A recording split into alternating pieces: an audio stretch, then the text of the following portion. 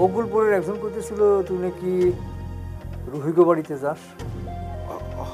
যাই তো, সবসময় যাই না, মাঝে মাঝে যাই। মানে মুসলিম সরকার রুহিরে তুলে নেওয়ার হুমকি দিছিল তো। বিকজ মুসলিম সরকার রুহিরে তুলে নিতে হুমকি দিছিল। কোনো প্রতারকের জন্য চোখের পানি ফেলতে হয় না, চোখের পানি ফেলতে হয় সবচেয়ে প্রিয় মানুষটির জন্য। আমি শক্ত হয়ে গেছি, কাউরে ছাইড়ে দিই না, ডাইরেক্ট কথা প্রতিবাদ করি। একলা প্রতিবাদ করে আর কি করবা? তার মধ্যে তুমি এই গ্রামের মাইয়াও না, একলা একলা কেমনি কি করবা? আমার লগে উগান্ডা ভাই আছে, হ্যারেও তো তোমার ভাসুর সরাই দিছে, কিন্তু তারপরও আমার সাথে আছে, দূর থেকে আমার সাহায্য করতেছে। এটা যখন জানতে পারবো তখন কি করবা?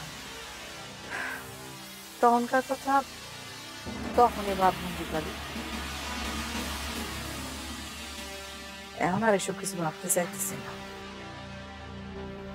আমার মনে হয়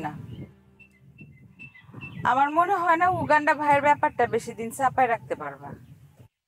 হ্যাঁ, সেটা আমি জানি, উগান্ডা ভাইও সেটা ভালো করেই বুঝে, কিন্তু উগান্ডা ভাই আমার সাহায্য করার লাগেই আসলে আমার সাথে যোগাযোগ রাখছে, কারণ এই মুহূর্তে আমার সাতালের লেগা পাইকার ধরা খুবই দরকার।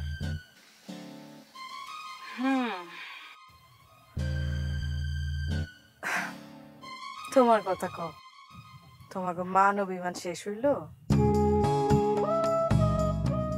না, উগান্ডা এখন আমার লাগে খুবই সাধারণ করে কথা কয়। আমি বুঝতে পারি ওই আমার লগে খুবই বিপদে পড়া কথা কয়, হাতে রাখন লাগবো এ লেগেই কথা কয়, নাইলে কথা কইতো না। উগান্ডা এখন আর আমারে ভালোবাসে না। না না, কি কও, তোমারে ভালোবাসে, তুমি শুধু শুধু উগান্ডা ভাইরে ভুল বুঝো না তো। ভুল আমার বুঝতে হয় না, হ্যাঁ আমারে উল্টা ভুল বুঝে। খুব খারাপ লাগে বুঝছো, ক্যাম্পে যখন উগান্ডা আসে,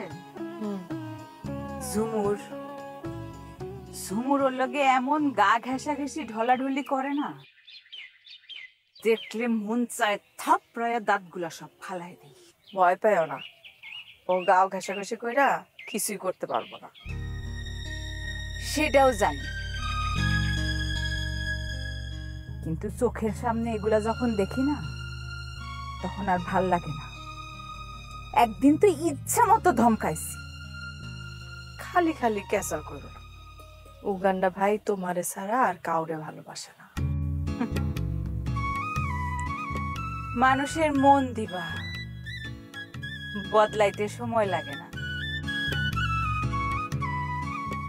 তুমি একটু কও তো, হে উগান্ডারে কি আমি আর পাই? একদমই পাই না বইলাই তো এই কথা কইতেছি। পাইবা, হতাশ হও না,